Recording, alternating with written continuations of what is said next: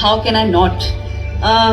मला आता हा पुरस्कार बाकी सगळ्या पुरस्कारांपेक्षा खूप श्रेष्ठ वाटतोय, कारण विमेन एम्पॉवरमेंट हा माझा आवडता विषय आहे.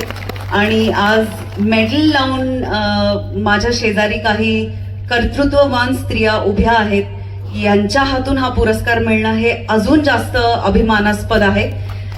खूप आनंद होतोय. मला असं वाटतं की महिला सबलीकरण आणि महिलांचं असणं, त्यांचं व्यक्त होणं, त्यांनी त्यांचं जपणं, ह्या सगळ्या गोष्टींबद्दल मी कायमच खूप वोकल असते.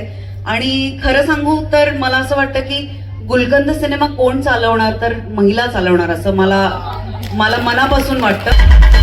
यानंतरचं पुढचं नाव मिस शुभांगी नांदगावकर, महिला उद्योगपती आणि सामाजिक कार्यकर्त्या, नाशिकहून त्या इथे आलेल्या आहेत आणि आपल्या आजच्या संपूर्ण कार्यक्रमाला त्यांनी भरपूर असं योगदान त्यांच्या मार्फत मिळालेलं आहे. गेल्या 30 वर्षापासून सामाजिक कार्यात सक्रिय आहेत. विदर्भ आणि मराठवाड्यातील महिला कार्यकर्त्यांच्या विविध समस्या त्यांनी समर्पकपणे सोडवल्या आहेत.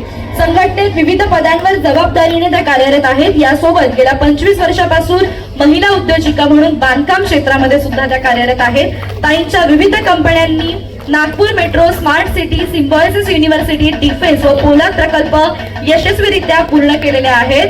जोरदार टाळ्या झाल्या पाहिजेत. त्याचबरोबर सोशल वर्करचा पुरस्कार सुद्धा ताईंना मिळालेला आहे.